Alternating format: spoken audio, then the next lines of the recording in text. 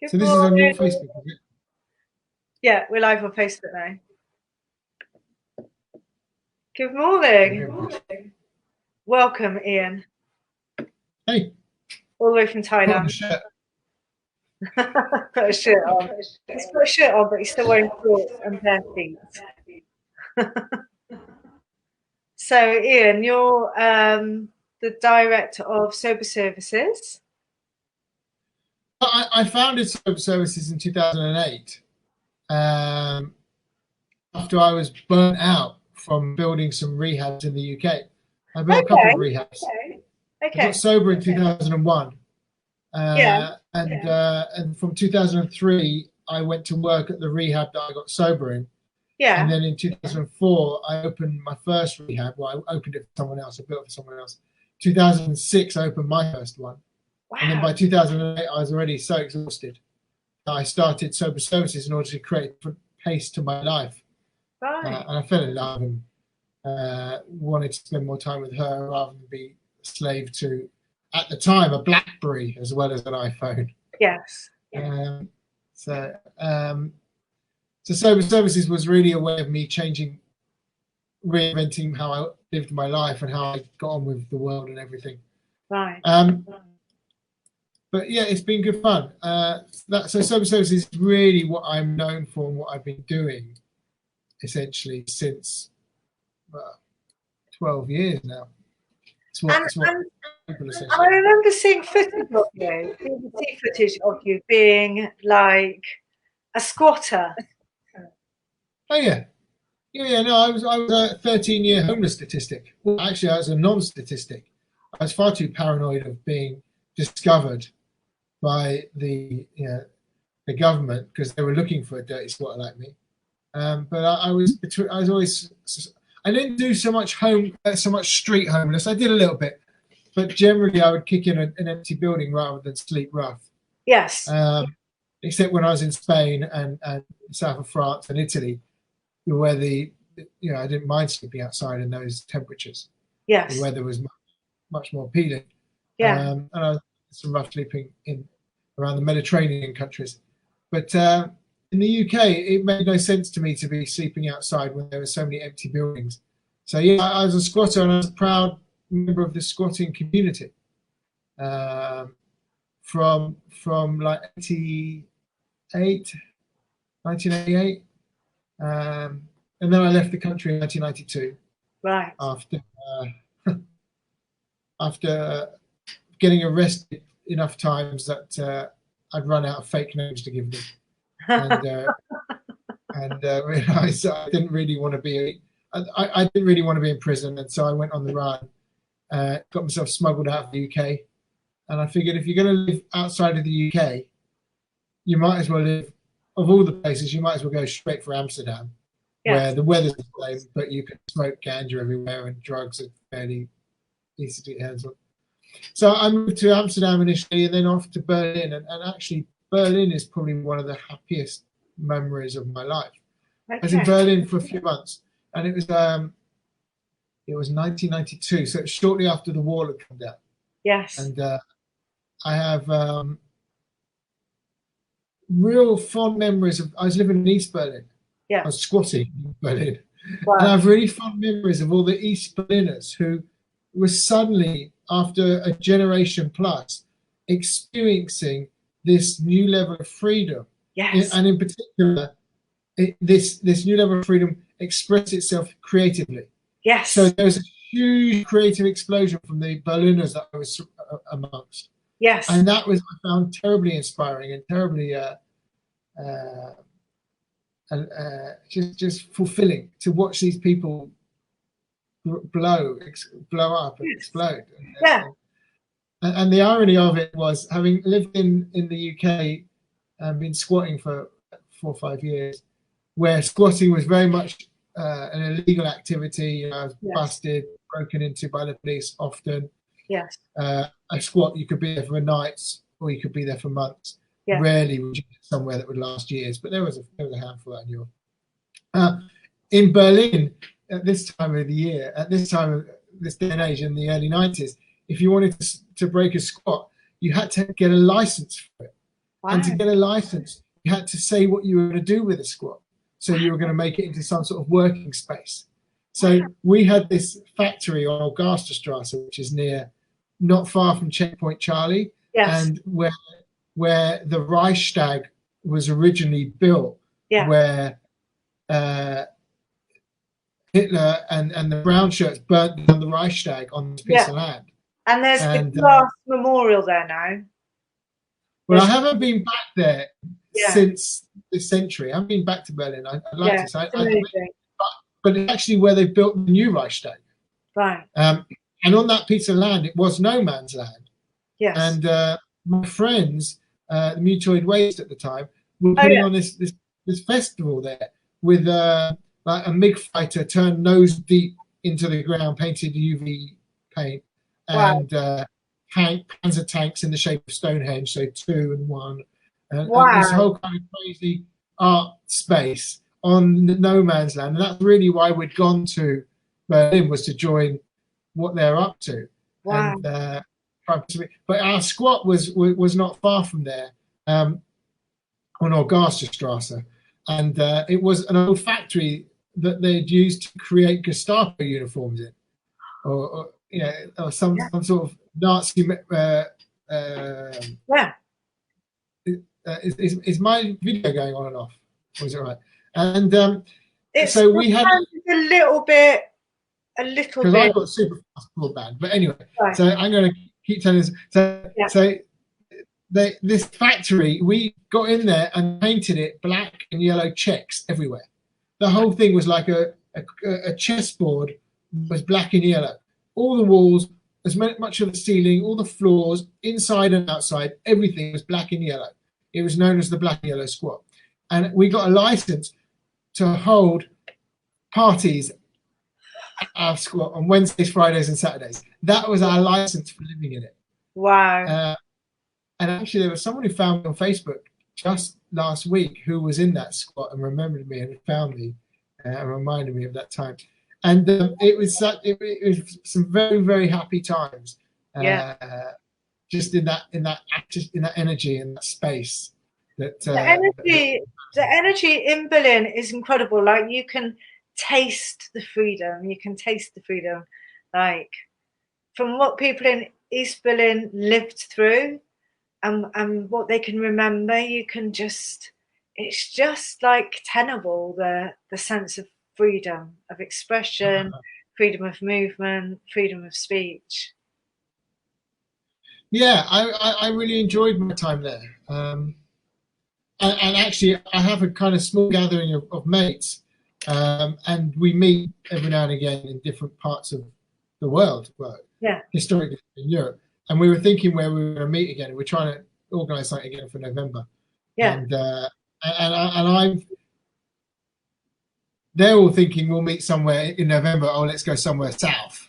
Yes. I don't know, Morocco or somewhere. And I'm thinking, well, I'm used to the sun. I live in Thailand. Yeah. Phuket. The temperature never changes here. It's always in the low to mid 30s in the day, and at night it's always around 24, 25 degrees. It's like that all year round. Sometimes it rains, sometimes it doesn't. Yeah. So I'm thinking maybe I've been thinking maybe we should meet in Berlin. Yeah. Last time we met was Copenhagen. Nice. And do you remember, if you knew the Mutoid Waste Company, do you remember Carhenge at Glastonbury?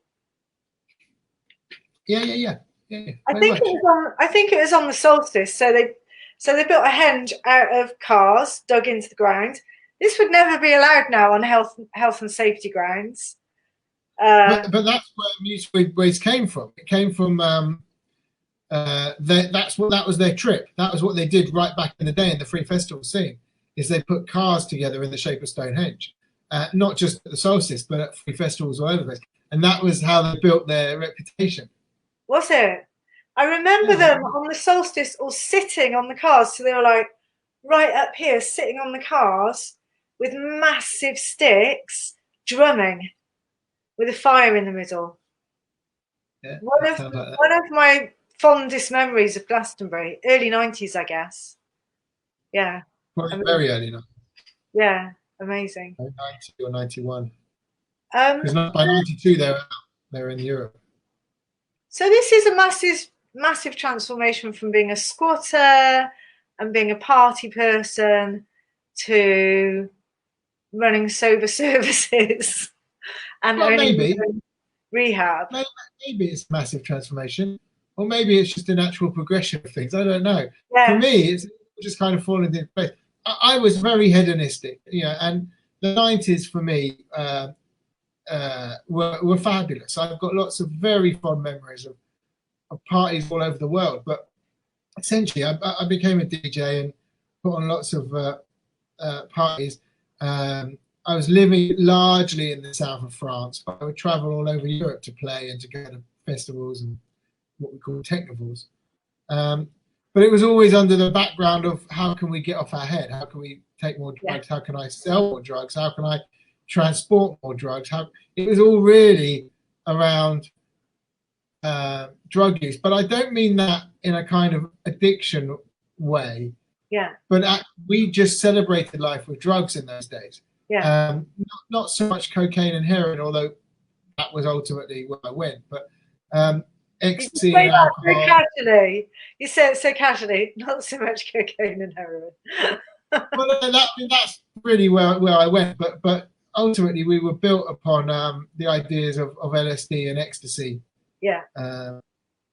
We were like just another generation of hippies, but listening to different music. I mean, I remember reading the Electric Kool-Aid Acid Test by Ken Kesey, who was one of the original hippies from 1967 in Haight-Ashbury, San Francisco, where they got on a bus, painted it day glow, and started driving around California playing psychedelic rock.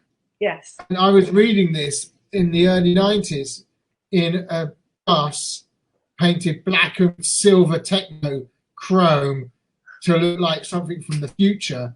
And instead of us playing psychedelic rock, we were playing techno music.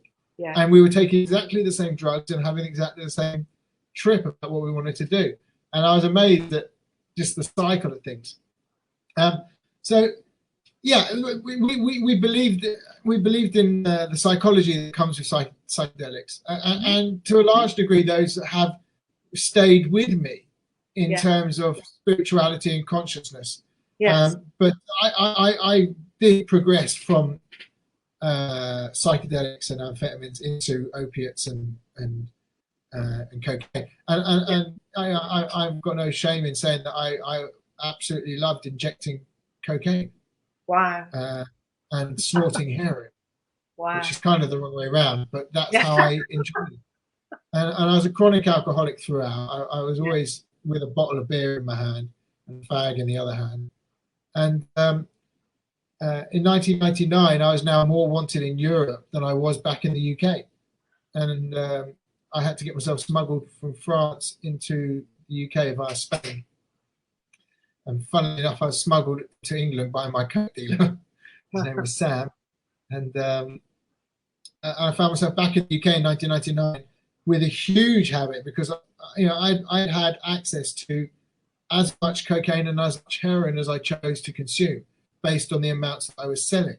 Mm-hmm. I was distributing and selling sufficiently so that I never ran out in terms of my personal consumption. Mm-hmm. I would easily wake up on Thursday and go to bed on Tuesday and spend the whole time engaging in coke and heroin, and then sleep for a day and a half.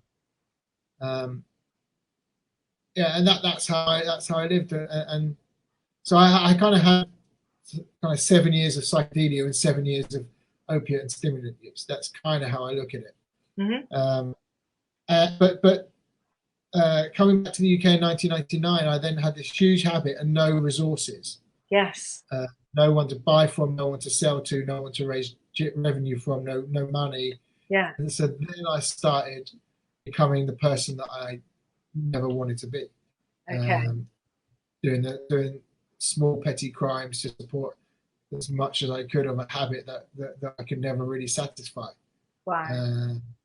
And found myself doing the things that I don't like to talk about, really, stealing and committing crimes that against people rather than against the land or the government or whatever. Mm-hmm. And by 2001, well, by the end of 2000, I was so done. Yeah. That people today, they ask me, what was it that made you change? Yeah. What was it that made you have this moment of clarity? Yeah. And it was the realization that I couldn't tolerate the person I'd become. I couldn't tolerate how Ian had evolved to become this person, this junkie profile. Yes. That person just couldn't be trusted, was unloyal, was manipulative, cheating, lying, stealing, doing the sorts of things that I just detested in others. Yeah. I'd become that animal, and that was that was what was killing me, was the internal spirit and the internal knowledge of who I had evolved into, and I couldn't tolerate that anymore. And so through a series, a whole chain of serendipitous events, at the end of the year 2000, we got evicted from our squat at Christmas, on Christmas Eve. And I went somewhere safe and did my own cold turkey detox and sat there and shivered and shook and shaked. And I remember watching Merry Christmas, Mr. Lawrence. Have you ever seen that movie? No. It's with David Bowie. Okay. And he's playing. I think he's playing the captain of some soldiers who were captured by Japanese soldiers. So it's in World War II, but I don't know if it was Singapore or somewhere. So his battalion's captured, and he's the captain of his soldiers as POW. And at some point, as a form of torture, the Japanese bury David Bowie's character up to his neck in sand in the ground, and leave him out there in the sun for 3 days and 3 nights, no food, no water. Yeah. And I thought, if those poor sods can tolerate that sort of conditions during the war, then this little junkie can sit and shake and shiver and make it through this clock. And it wasn't the hardest detox I've done, and it wasn't the most outrageous, but it was the last one that I did. Yes. And I came out of it somewhere around January the 9th, having had 16 hours of sleep in 10 days or something stupid. Yeah. And I ended up getting into a rehab, and I'm very fortunate that rehab was a 12-step rehab. Amazing. And at the time, 12-step rehabs weren't necessarily the ones that you were going to get referred to. You had just as much of a chance in those days getting referred to a place that was going to try and teach you how to control your drinking, or teach you how to develop life skills like farming or whatever. And I found myself in a 12-step one, and I think I'm quite fortunate. Well, I guess I know I'm quite fortunate in that I saw the 12 steps for the first time on the wall, and I connected the 12-step process to the spirituality that I had learned as a cosmic casualty from psychedelics. And for me, the 12-step program made sense, and I knew that it could work for me. And although I thought abstinence was quite a big unnecessary evil for someone with a small hair and habit like me, I thought it was quite overwhelming, the idea of abstinence. But actually, the idea of what the steps was going to give me was very much appealing, and so I made a commitment to myself to try it. Yes. And that's not my sobriety date. My sobriety date came in March 2001. Right. Off the back of a one more hit syndrome, which is but pretty common with people when they go into treatment. They think, well, I'm just going to, I don't know if I'm really as bad as that, or I don't believe I'm really that much of an addict. I'm just going to try it one more time. Yeah. And for many people, that one more time, it takes them straight back out into their path. And for a small minority, die as well. For a small minority of people, that one more time syndrome kills them. Yeah. And in my case, that one more time syndrome led me to overdose. Again, and it was my third overdose. And the last thing I remember watching I mean, I won't go into that story, but I remember watching it. It was Comic Relief Night, and Ali G was interviewing Posh and Bex, which to this day, so many people kind of remember that moment. And that's the last thing I remember. The next thing was I was getting resuscitated by the paramedics. Wow. And I'm fortunate because I was able to use that one more time syndrome as a persuader. Yeah. And for me, it persuaded me that actually this path was a righteous path for me, and that I was going to recommit. And I went back to a 12-step fellowship meeting the next day.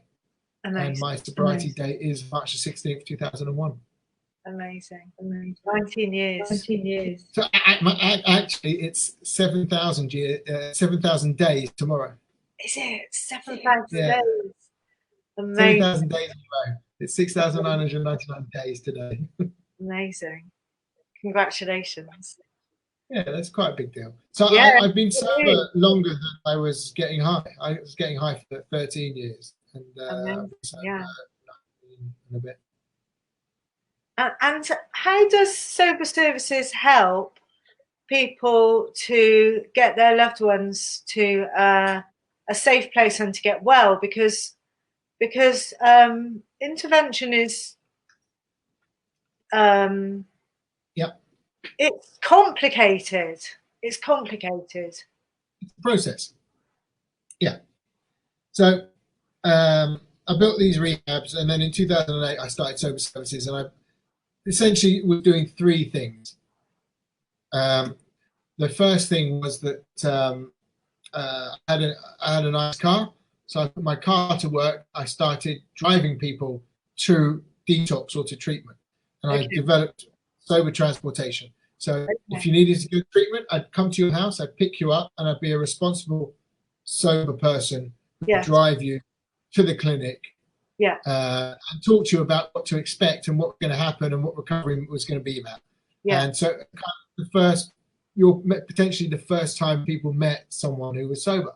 That evolved, and I started flying people to facilities, particularly in South Africa or out to Europe. And I would accompany them on the flight and develop protocols and processes as how to keep people safe. And that evolved as well into sober companion work. So I'm fortunate. In 2007, I'd been out into America, and I met with a guy from Sober who had a company called Sober Escorts, called Rick Parrish, and he gave me a whole load of hints and tips about how to make this ethically and practically how to make this work. So I was the first guy doing sober transportation and the like outside of North America. And then from that grew organically sober companion work, where I was being asked to essentially live in with people and evolve as a sober coach. And that coincided with my training in a coaching capacity as well as my therapeutic training. And simultaneously, also in 2008, I was introduced to a book called Love First. By Jeff and Deborah J, who are a married couple I think they live in the Northwest US, and I've met them a few times, and I'm delighted to consider them friends today. But their book was like a Bible to me on a process that I could follow, so that when families called me and said to me, "Hi, can you help us with our son, little Johnny?" I would have this process that I could follow, whereby I could now intervene with Johnny and where he is at, and by using the family as kind of leverage, be able to manifest a willingness and a desire for change in little Johnny that might last a few hours or might last a few months. You can never really tell, it just depending on the whole thing. And the whole process is kind of, it's not straightforward. It's not something that you do in half an hour. It takes a lot of planning and it takes a lot of preparation. But I'm really pleased that historically I've had a great deal of success. And I've got a couple of other colleagues that the interventionists, most of us talk to each other and share ideas and thoughts. We're quite collaborative, particularly in the UK. So I was talking, this is a few years ago now, with Bill Stevens and Robin Beaver, who are also interventionists. And we all came to the conclusion that somewhere between 90 and 95% of our cases convert into treatment the same day. You know, we have a model that works. Wow. But the challenge is that, and we all concurred with this, that somewhere between 20 and 30% of families, or rather only 20 to 30% of families, are able to believe in this process or have the courage in this process or are fearless enough to take this process, yes, even though we know that 95% of the time it works. Yes. So 60% to 70% of families are too scared to do a process that we know works 90% of the time. Yeah. The reason that I've observed, most of the reasons why the families are unwilling to follow through this process is because the person with addictive disease is able to control the family through manipulation, anger, violence, finance, patriarchal status, whatever it is. The family are living in fear, walking around in eggshells, yeah, of the addict, and the addict knows that and controls them like that. Yeah. If your husband is drinking, yeah, and you know that he's going to go to violence if you start asking him or challenging him, you're less likely. You're not going to challenge it. Yeah. Exactly. And that's the sad reality. The flip side of that is I see so many cases where, and I'll use an alcoholic husband again as an example, yeah, where he's at home drinking, she goes to work, she comes home, she cooks him a meal, he carries on drinking, and he's got the DTs and the tremors, so he is a physical risk. So she's buying him booze, leaving, yeah, it for him, keep making sure he never runs out because he might have he might go into the DTs and have an accident, or, yes, end up have a fit. Yeah. So she's housing him, feeding him, financing, yeah, him, buying him booze. If he needs anything, she'll drive him there. Yeah. He's got everything he wants. Yeah. His life is perfect. For the life of an alcoholic, he doesn't want for anything. So no, yeah, matter how much nagging she does, yes, no matter how much he's never gonna change. Yeah. So those are the sorts of things that we look out for in interventions. When we start talking to the family, we want to know what it is that the family is doing, yeah, that's enabling that, yes, to continue in their debilitating behaviour. Yeah, because it's a dynamic. It is a dynamic. It's an unhealthy one. Yeah. And by the time they've contacted me, it's potentially years since they've been living with this problem, not yeah, months or weeks. Yes. Years. Yes. And the question I wanted to ask you is, in relation to this, tough love or compassion? Tough love is or compassion? Tough love is it's the compassionate thing to do. Okay. Tough love is all about doing the right thing to get the right result. There's no compassion by enabling someone to carry on drinking because you're too scared to confront them. Yes. But we need to confront them from a place of love. Yeah. Absolute love. And there'll be no judgment or shame or guilt or blame in my interventions. It's all coming from love and coming from honesty. Right. And I only want you to tell me the data and the facts. I don't want you to tell me your opinions. I don't want to hear. I don't want you to tell the alcoholic that, in your opinion, he's killing himself. That's no good. The alcoholic knows that. Yeah. So it's done in absolutely non-judgmental, non-shaming, non-blaming, non-finger pointing way. Mm-hmm. Love, honesty, and then we use boundaries if we need to. But 85% of the cases that I work with, there's no need to go into boundaries. Love and honesty is enough. Wow. What we're trying to do here is create a space to give the addict a graceful exit, so that they can accept that their time is up on their terms. Yeah. And one of the ways to do that is to let them accept that they're going into treatment for your sake. Right. I'll do it for you. I'll do it for you. And but the mantra for rehabs historically and from AA and everyone, they can only get sober when they're ready. Yes. That's true. You can only get sober when you're ready. So we need to create that willingness, Right. and that's what we do. We create the willingness in the space of the intervention. Then they end up in treatment, and the treatment centres may say, "Oh, but they're not willing." So here's what we know about the evidence of treatment. Treatment works, Yeah. but the outcome statistics are so low that Yeah. you would be correct in believing that it doesn't work. Yeah. You know, if a treatment centre is recording 60% success rates in the UK, that would be considered a success. But that's appalling. Yes. That's not a good. That's not a good. You don't go to a restaurant and get served the right meal 60% of the time. Yeah. We are dealing with a strange science of psychology and behaviour here. But so how can we increase the outcomes? Yeah. Two ways to increase the outcomes, and this is statistics that we can back up. The first one is to put someone in an environment, in a community that they aspire to belong to. Yes. So don't put a 25-year-old girl in a rehab that's full with 50, 60-year-old alcoholic men. Yeah. When she's using coke and ecstasy. Yeah. You need to find a community that she aspires to belong to. You need to find a facility that's got a community that fits that.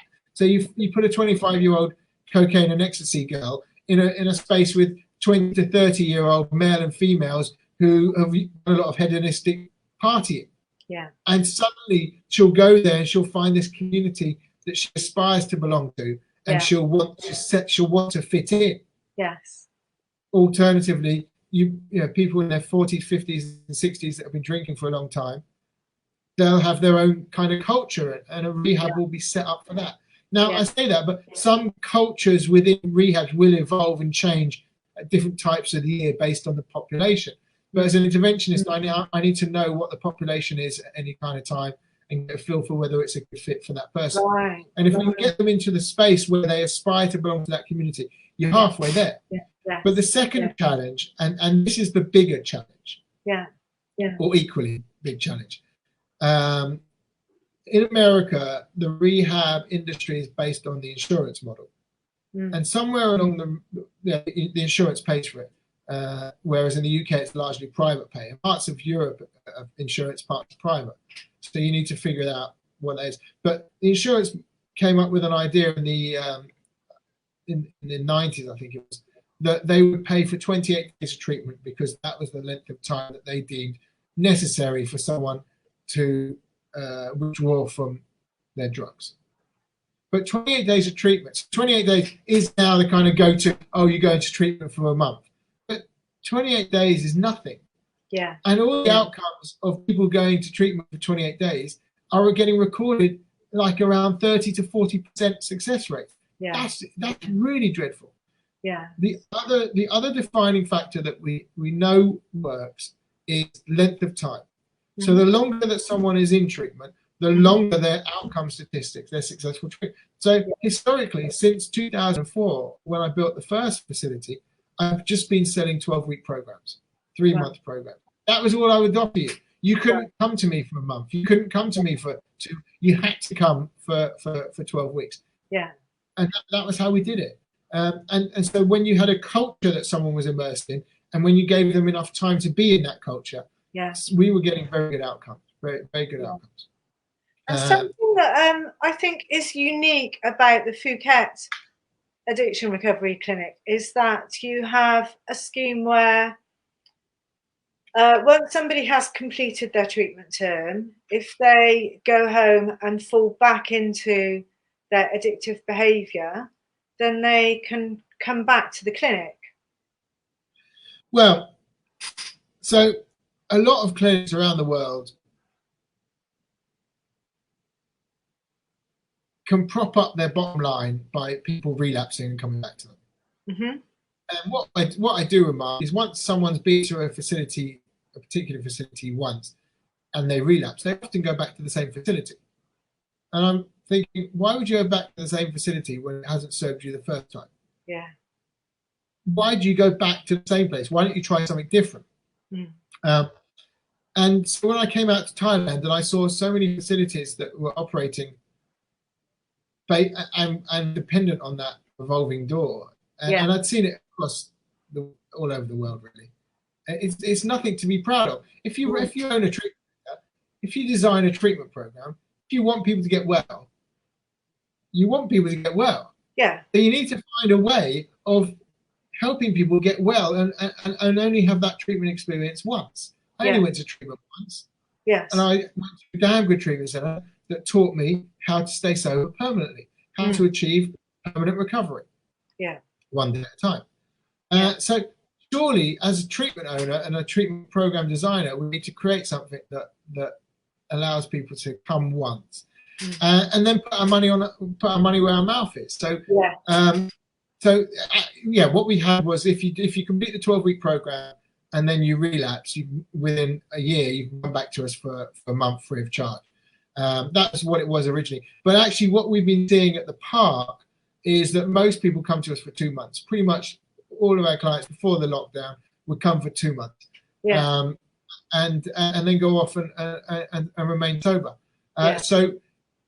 So that kind of come for 12 weeks, come for 3 months, and then if you relapse, have a month on us, has become more of a kind of sales gimmick, if I'm frank.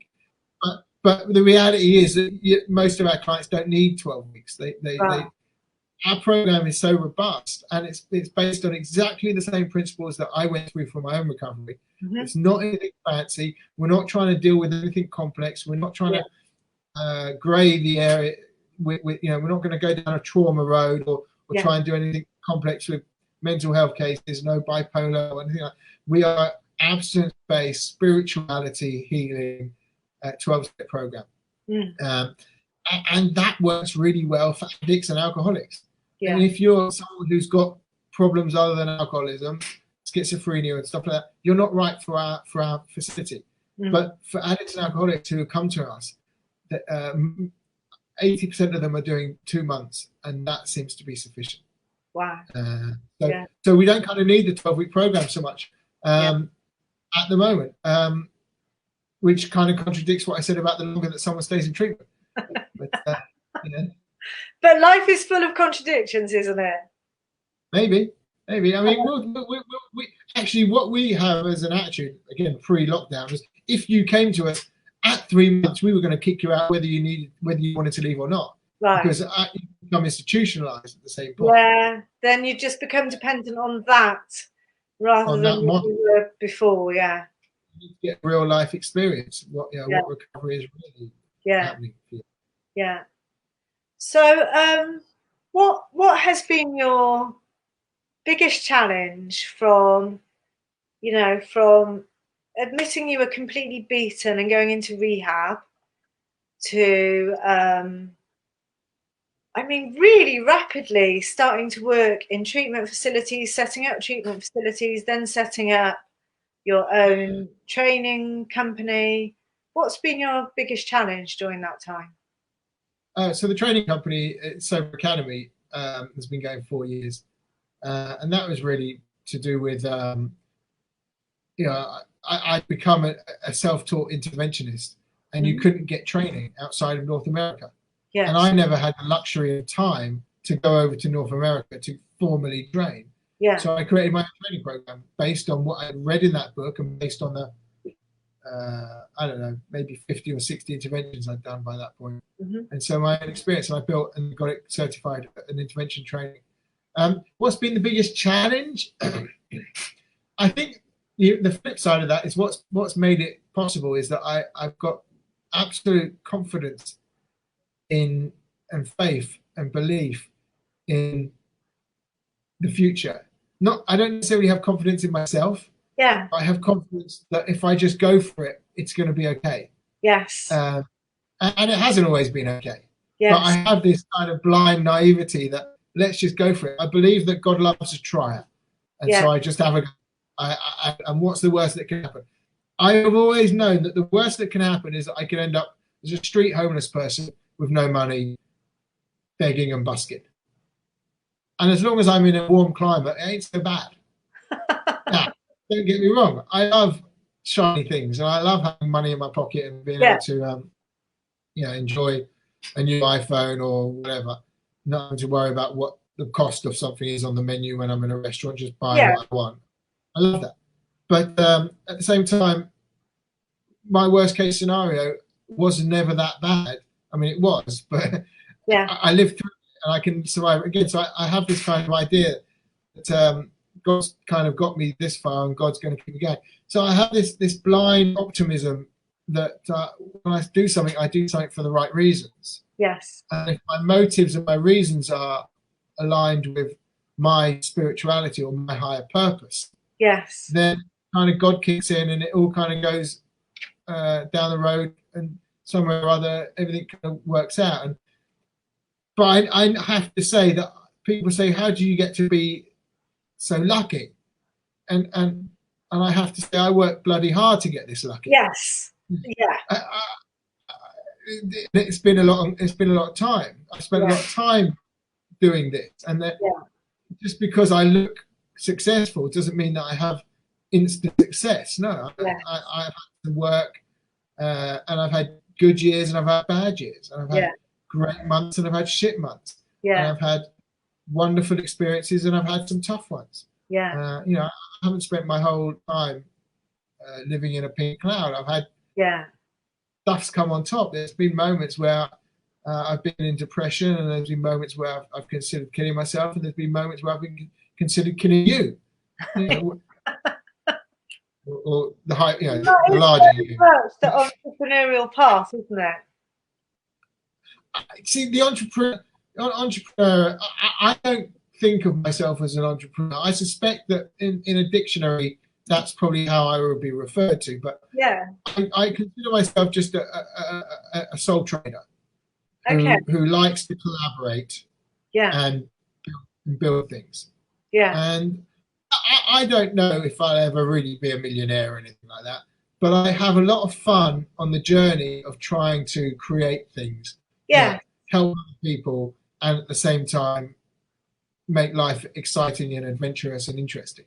I totally get that. I don't see the point in always craving for more money. I'm much more interested in creating community, creating things which benefit people and earning a living from it and having a comfortable living and having choices. To me, that's everything. Like, what more could you want? Why would I want loads of money stacked up in the bank, like when there are people without food, I don't have children. So I think if I had children, that would be the reason why I'd want money stacked in the bank. I have children, but they're all old enough to earn their own money, and they do. I mean, it's nice to be able to have the financial freedom to buy what you want. And I've had certain years where I've had the financial freedom to do whatever I want, and I've had many years where I haven't. But the adventure is the whole kind of trying, isn't it? Yeah, the adventure. Yeah, absolutely. I love to travel, and I like to travel and fly in business class. I can't afford that right now, but I've had many years where I've enjoyed doing that. So that's what money gets you. It gets you the opportunity to sleep while you're flying long distance. I have flown business class once. It is the most incredible experience. I've flown business class a lot. It's nice. But then I travel a lot, and so I mean, if I was to go back to London tomorrow, I'd probably fly economy and save the money that I spent on the difference between an economy ticket and a business class ticket on a nicer hotel. Yes. That's probably how I do it these days. I turn my nose up at spending £200 a night on a hotel, and I'll settle for £100 a night. But I could be saving that when you spend £2,000 on a business class flight compared to £500. So you've got £1,500 to pay with. Upgrade your hotel. And so it's lockdown. A lot of people are at home. A lot of people have got time on their hands. In the UK, the consumption of alcohol has gone up by 30% during this time. So I assume there will be people who are thinking, this isn't working for me at the moment. So what advice would you give to someone who during lockdown has discovered that their relationship with alcohol or with substances is not bringing them the lifestyle that they want, that they're unhappy and that they can't stop. I think we have to understand why people are drinking. And the reason why people drink is because it makes them feel good. Mm-hmm.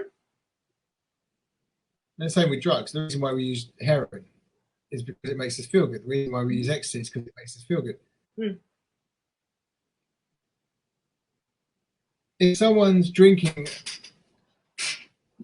what's the jumping off point? The jumping off point is where an individual is experiencing more consequences than the value that they associate with the pleasure that they get from the drug. Mm-hmm. Now, during lockdown, it's going to be pretty difficult to think of, for many people, anything that would help them feel better than drinking. And at this point, at this time, I don't think it's reasonable, while we're going in such uncharted territory, to start trying to recruit people and say, now's a good time to get sober. Yeah. Maybe it is, maybe it isn't. That's going to be an individual's position. I'm not sure it's ever a good time to recruit people. There is a good time in someone's life. But I don't know whether lockdown is a good moment. I mean, I'm using the lockdown by exercising more. Yes. I've got a chart up. I'm doing 100 sit-ups, 50 push-ups, lunges, jumping jacks, squats, wall stands, planks, and something else. And I'm going running in the mornings as well. And I'm using the time to exercise. Yeah. And I've got the mindset to do that. When you're in active addiction, you don't really have the mindset to make those sorts of changes. I think if someone is drinking more because of the lockdown, I think it's to be expected. Mm-hmm. It's going to be passing the time. It's going to be creating a sense of social lubricant for them with other members of their household. Yeah. There's probably quite a lot of, and these aren't alcoholics. These are just families that are drinking together. Yeah. And, you know, I don't have a problem with that. I don't think everybody needs recovery. Yeah. I think a lot of people are coping. I've got, I'm bored. I'll walk to the fridge again. Let's see what else there is to eat. Yeah. I'm eating from boredom in lockdown, for sure. Absolutely. Yeah. Despite my mindset around exercise, I'm eating more than I would. And I'm still moving less. Yeah. Ultimately, because my gym's not open, blah, blah, blah. So people are reaching out for tools that they know work for them, that help them feel good under the circumstances. Are they having consequences outside of that when they're drinking? That's the question. And if they are, they were probably having those consequences before lockdown. An alcoholic was probably an alcoholic before they went into lockdown. I don't think the lockdown is creating more alcoholics. Okay, that's it might be creating more people who are drinking. Yeah. And my sister's probably drinking more, and she's not an alcoholic. She's just drinking more. Okay. What will be the litmus test is what happens when we go back to normal. And as I had a conversation with a friend earlier, actually, it's unlikely that we're ever really going to go back to the normality that we knew before. Why? Because it's highly likely that this is just the first virus. The reality is there's probably going to be another one in a year or two. The reality is the world has changed, and viruses and pandemics are now going to take up a certain amount of time of our lives each year. So everything's going to change, and I don't know what the future looks like, but it's going to be very different. After lockdown, if someone is then still unable to stop their drinking, that's where the red flags will start flying, when they're expected to go back to work, where they're expected to go back to whatever the new normal is going to look like. At that point, will their drinking be interfering with their day-to-day life? That's the question. Right. At that point, let's see how we can help them, whether they want to voluntarily or whether they need an interventionist to come in and work with a loved one, a family member who's drinking or drugging or gambling or pornography addiction or food addiction, whatever it is still causing them significant consequences outside of them just treating themselves by making them feel good. Yeah. That's going to be the interesting time. Yeah. The reality is that while people are in lockdown, I think it's unwise for us to start making assumptions that this is how it's going to be. If someone's drinking more because they're in lockdown, okay, but let's see what happens after the lockdown. Yeah. See whether they revert back to their previous self. Yeah. And if they don't, then let's talk then. Yeah. Yeah, that's interesting. And it's interesting to think about that. You know, that's quite a difficult thought, that life might not ever be as it was before, but I think it's quite a realistic thought as well. Will we ever go to Glastonbury again? Will we? Oh! Well, I think the reality is that after one virus, maybe after the second virus, but at some point, governments are going to have to start just saying, we can't stop these. We're going to have to deal with deaths and get on with it. And so, yes, Glastonbury will happen again. We may be there wearing masks, face masks. Yeah. I've seen it in Asia for many years. Yes. I've been coming over here and they've been wearing these masks in China.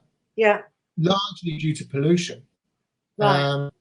But in Thailand, it was very easy for everyone to start walking around with a mask. It was very acceptable. I see a lot of stuff on Facebook of people in America. No, I won't even go to Costco if I have to wear a mask. Yes. How dare you? I'm never going to shop here again. Yeah. I don't shop here again. But the reality is, you're going to be wearing a mask. You're going to need to start wearing a mask. Yeah. I've got a kind of cool one. Makes me look like someone from Mad Max. Get with the new. So I suspect that we will be at Glastonbury and we will be wearing masks. I really hope we are at Glastonbury at the Common. What was that stage called that you showed me? What, the temple in the middle? The temple. Took you up there backstage, didn't I? 4 a.m. Incredible. So there we are. 4 a.m. We're both sober. Going through this. Oh, first of all, we get to go to the front of the queue, which is always my favourite part of any evening. To be honest, we didn't go to the front of the queue. We went where there was no queue. I have a AAA pass, so we went in.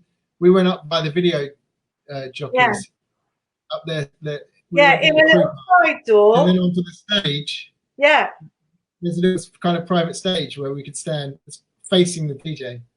Amazing. Absolutely. One of my favourite experiences of all time. Stood on this, private stage next to the sound guys, opposite the DJ, with this incredible sort of neon Aztec bird thing, massive, in an auditorium full of people just absolutely raving at 4 a.m. Brilliant. On a Monday morning. More of that, please. More of that. That's our biggest stage in Common. But I'm super proud of the Rum Shack, which just plays the most amazing live band all the time, and it's probably the most it's the place for British hip hop. And I say hip hop as a culture rather than rap, but that kind of thing.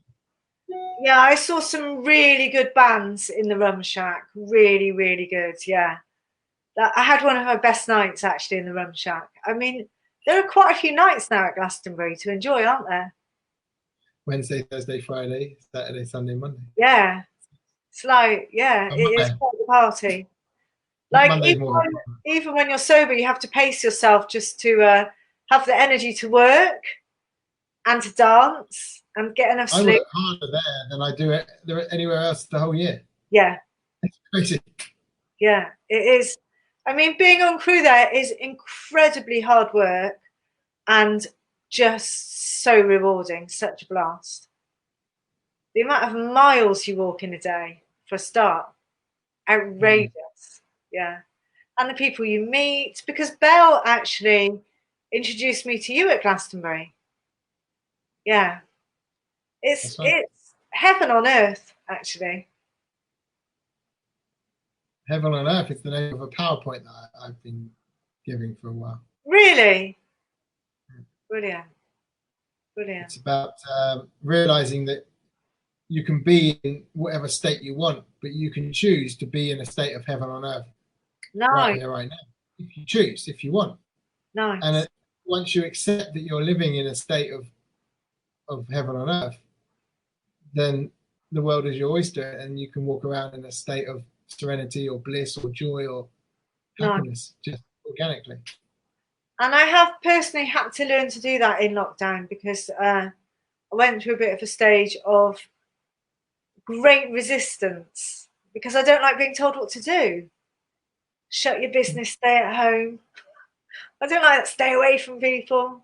Don't see anyone. I don't like being told what to do. And I went through great resistance for a few days, which is why I started doing this, talking to people who inspire me. And through doing this, I now experience heaven on earth a lot of the time. There you go. Yeah. Life beyond lockdown. A life beyond our wildest dreams. Yeah, exactly. Life beyond lockdown. Life within lockdown. Life within lockdown. Yeah. Yeah. Brilliant. Oh, well, it's really nice to talk to you, Ian. Lovely. Yeah. Good to hang out. Yeah, great to hang out. Because we won't see each other this summer because we won't be at Glastonbury. I can't even think of that. Yeah. I don't have any plans to come back to. I mean, I was going to come back for Glastonbury, but Yeah. I was going to come back for November. I've got a conference that I'm involved with in London, and I've been coming back every November for this conference, and then I kind of patch on it a couple of weeks training here and doing something there. And so I end up doing each time. The first 2 years I came back to London, I came back to the first year I moved out to Thailand. I came back to the UK 15 times. The second time I came back 12 times, and I was just getting so fed up with traveling. But when I got back this last November, I said, "That's it. I'm done. I'm just going to live in Thailand now. I'm not going to keep traveling." So I was only going to come back for Glastonbury and then this conference in November and just do twice a year. Right. But what I'm hearing is that they're going to introduce 2-week quarantine. If so you fly into the UK, you've got to then sit in quarantine for 2 weeks. It's just not going to work for me. I probably potentially do that because I love Glastonbury so much, but I probably would then cut out every other trip and end up coming back to London for June next year. But so we'll see if I come back in November at all. That said, it's probably quite sensible at the moment. So if clients, when the airplanes fly to Thailand again and you start coming into treatment, we've got a designated wing where we can quarantine people and they won't lose experience. But in my own personal life, I want to start moving around again. I want to go. I've got to go to Kuala Lumpur and do some training there and see my friends. And I need to start getting around Thailand and doing some, I guess, handshaking and meeting clients, meeting potential referrers and people that want to help people. Because I'm very much a connector. That's kind of my energy. Yeah. So I need to start moving. But if it's going to be 2-week quarantine each time I leave Phuket, it's just to make it worthwhile. Yeah. Yes, I have got tickets to Greece at the beginning of July. So where in Greece? I can't remember. I've always wanted to. I've only ever been to Crete. I've been to Crete a few times. I absolutely loved Crete. Love it. But I've always wanted to go to mainland Greece and explore Athens. And I'm not going to mainland Greece. I'm going to. I can't remember. An island. Yeah, a group of islands on a sailing boat. Oh. Yeah. So I did it last summer. We sail every day. We do yoga first thing in the morning for an hour and a half, and then we have breakfast. Then take the boat out, and then we just swim in this turquoise water and snorkel and swim to caves. It's absolute bliss. I'll be very happy if I can do that. Yeah. Well, they're saying that if you've got your holidays booked, then you might well be able to fulfill it. The challenge will be with that particular with that flight that you booked, whether that's still happening. Yes. If it is happening, who is it? EasyJet flies a lot to Athens. So I now got they're having British Airways actually in the end. That was the yeah. flight I got in the end, and it's still Also, going. well, also still hit, but so the question is, how can they socially isolate you on the flight? Do they need to leave the middle rows empty? But then you're thinking you've got someone directly in front of you and directly behind you. So do they need to leave rows on empty? Wow. Maybe they need to check, because I don't know whether everyone's going to get on the flights anymore. Yeah. Yeah. Normal. We'll see. Fingers crossed. They've emailed me to say it's still going at the moment. Maybe start thinking about driving there. Well, I did suggest that as a group we just get a hippie bus and drive in a hippie bus, and everyone was quite into that idea. Yeah. Or get the train, but everyone thought the hippie bus sounded the most fun. Trains. I don't know how trains are going to be. Whether they're Yeah. going to. I mean, if you're going to socially isolate planes, then surely you're going to do that on trains as well. Yeah, and it's a haul. I've done train to Greece. It's boring. Right. Sitting in the bus. It's just boring. Whereas a hippie bus, that could be fun. I'm fine. Give me my own headphones and my iPad, and I can just get on with my world. Yeah, that's true. That's true. Yeah. Yeah, so I might see you in November then if you come to the UK. Yeah, you might do. See, Yeah. see what happens to the world. See how Yeah. the world changes. Yeah. Yeah. Great talking to you, Ian. Lovely to see you, Claire. Yeah. Stay out of Yeah. trouble. Have a great. Crack, and if anyone wants to contact me, find me, Ian Young. Just search Ian Young Addictions on Google and you can find me. Yeah, should we put in the comments, should we put the books that you were talking about and your website and contact details and everything? Yeah. I can put the name of my own book as well. And your own book. We didn't talk about your own book. Yes. We'll put that in as well. Yeah, I must It's not about me. It's called It's Not About Me. Guess what it's about? You. It's all about me. But it's about the spiritual principles that I came to understand when my head popped out of my arse and I realized the world doesn't revolve around me. Brilliant. Awesome. So nice to talk to you. I'll find it on Facebook, shall I? Hmm? I'll find the video on Facebook and I'll add the comments. Yes, please. Yeah. Brilliant. Cool. Great talking to you, Ian. Take care. Thank you, Claire. Bye. Bye.